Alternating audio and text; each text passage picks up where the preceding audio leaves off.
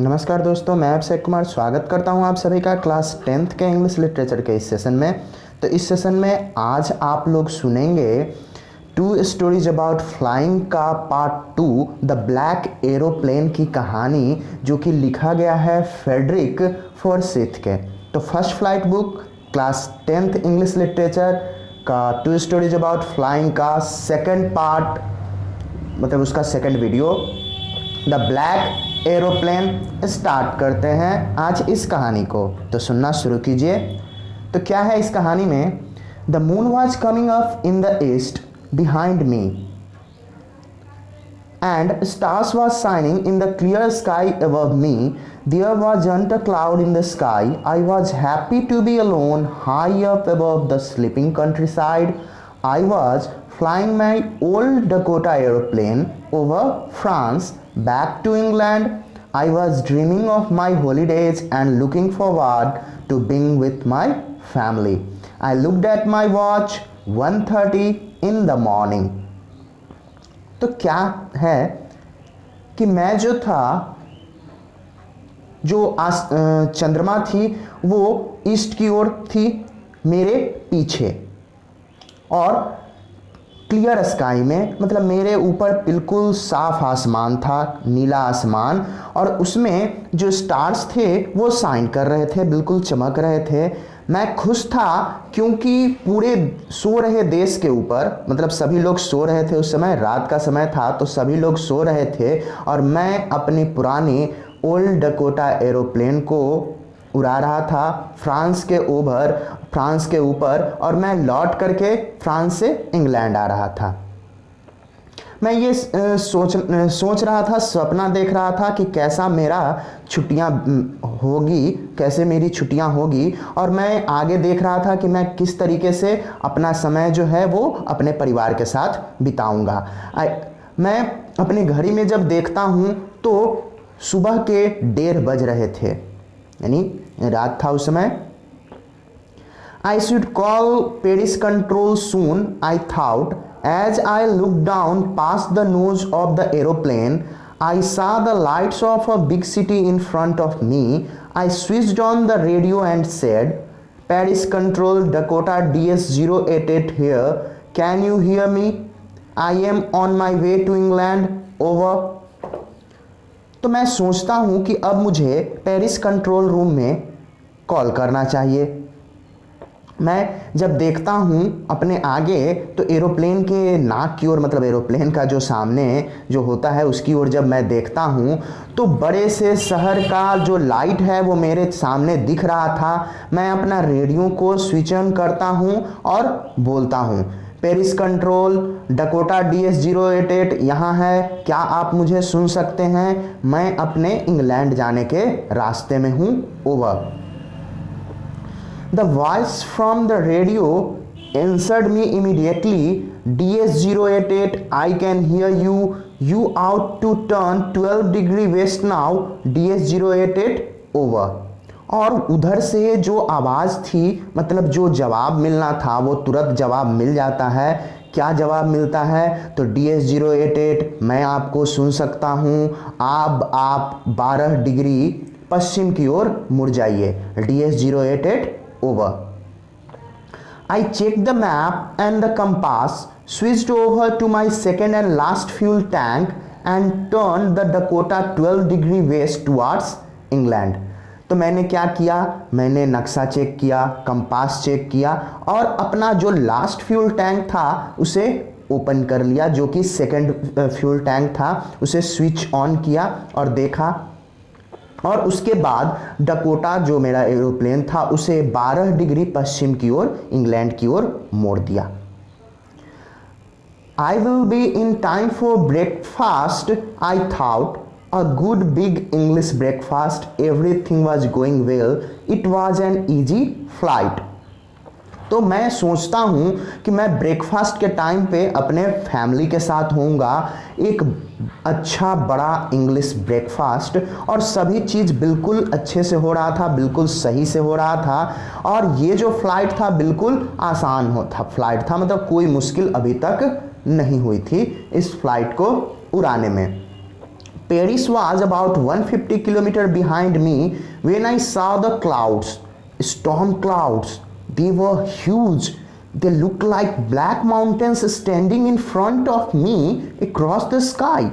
I knew I could not fly up and over them, and I did not have enough fuel to fly around them to the north or south. अब क्या होता है कि जब मैं Paris से Paris शहर को 150 किलोमीटर पीछे छोड़ चुका था, तभी मैंने देखा बादलों को। वो तूफान वाली बादलें थी, वो बहुत बड़ी थी। ऐसा लग रहा था कि मेरे सामने आकाश में काले पहाड़ खड़े हों। मैं जानता था कि इसके ऊपर से मैं उड़ाकर नहीं जा सकता हूं और मेरे पास इतना फ्यूल भी नहीं था कि मैं उस काले बादल के नॉर्थ या साउथ से चला जाऊं। I thought to go back to Paris. I ought to go back to Paris, I thought, but I wanted to get home. I wanted that breakfast. तो मैंने सोचा कि मैं फिर क्यों ना वापस पेरिस ही चला जाऊं, लेकिन मैं घर जाना चाहता था, छुट्टियां बिताना चाहता था अपने परिवार के साथ। इसलिए मैं क्या चाहता था कि मैं ब्रेकफास्ट भी करना चाहता था, big good English breakfast. I'll take the risk, I thought, and flew that old Dakota straight into the storm. तो मैंने सोचा कि मुझे रिस्क लेना होगा और मैंने अपने ओल्ड डकोटा एरोप्लेन को सीधे उस तूफान में प्रवेश करा दिया, उस तूफान में घुसा दिया। Inside the clouds, everything was suddenly black. It was impossible to see anything outside the aeroplane. The old aeroplane jumped and twisted in the air. I looked at the compass. I couldn't believe my eyes. The compass was turning round and round. It was dead. It would not work. The other instruments were suddenly dead too. I tried the radio. तो होता क्या है कि मैं तो पूरे उस तूफान में प्रवेश कर गया, तूफान वाला जो बादल था उसमें प्रवेश कर गया। अब बादलों के अंदर सभी चीज अचानक बिल्कुल काला हो गया, क्योंकि वो काला बादल ही था, बिल्कुल काला। अब बाहर देखना बिल्कुल असंभव था, एरोप्लेन के बाहर कुछ भी नहीं दिख रहा था। मैं उसके बाहर बिल्कुल देख ही नहीं सकता था, और जो एरोप्लेन था वो उस बादल में जंप कर रहा था, ट्विस्ट कर रहा था, ऐसे मुड़ जा रहा था किधर भी।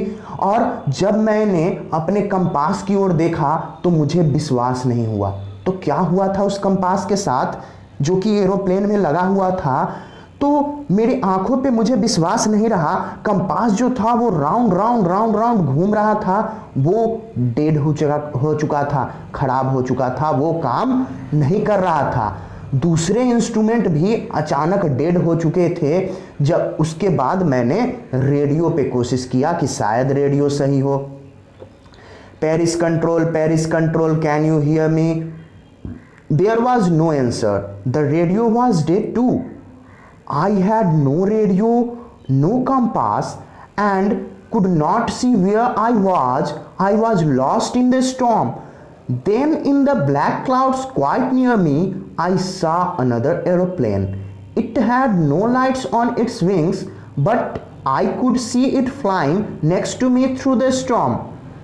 I could see the pilot's face turned towards me. I was very glad to see another aeroplane. He lifted one hand and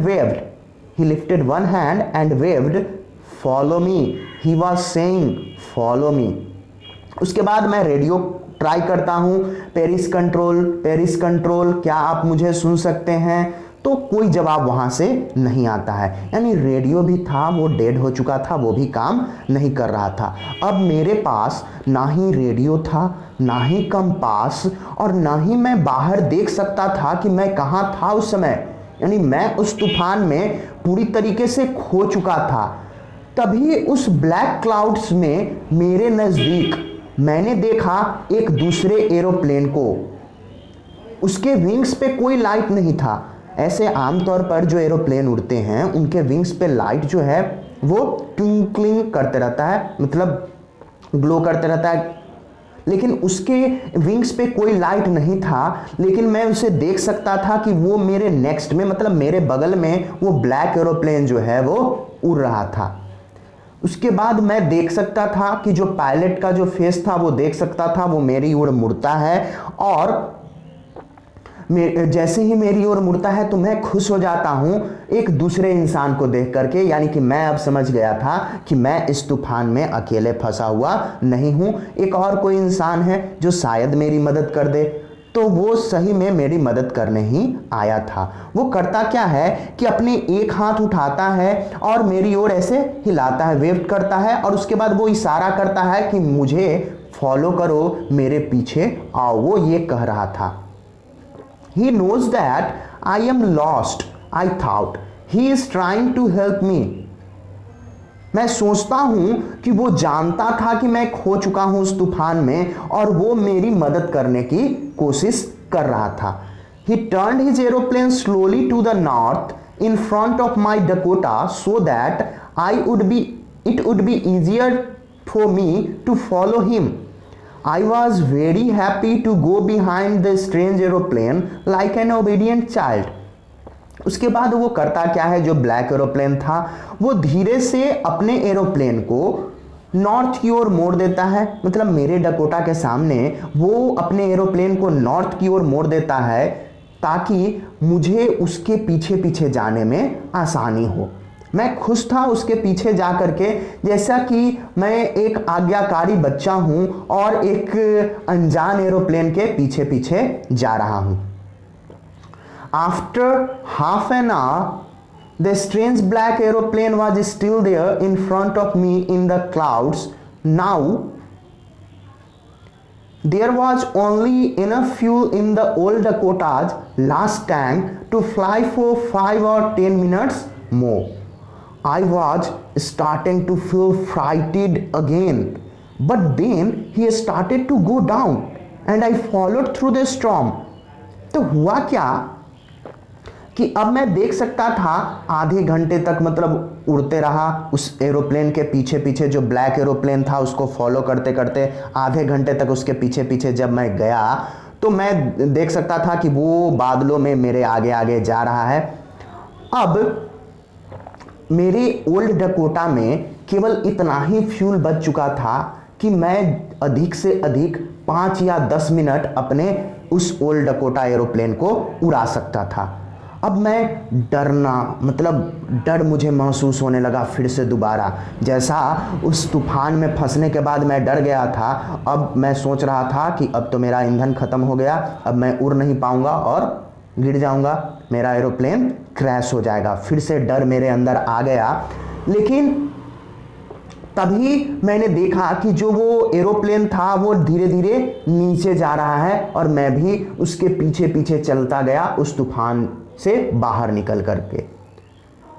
Suddenly I came out of the clouds and saw 2 long straight lines of light in front of me. It was a runway, an airport. I was safe. I turned to look for my friend in the black aeroplane, but the sky was empty. There was nothing there. The black aeroplane was gone. I could not see it anymore. तो अचानक मैंने देखा कि मैं बादलों से बाहर आ चुका हूं और मेरे सामने 2 स्ट्रेट लाइन, लाइट्स के 2 स्ट्रेट लाइन मेरे सामने हैं।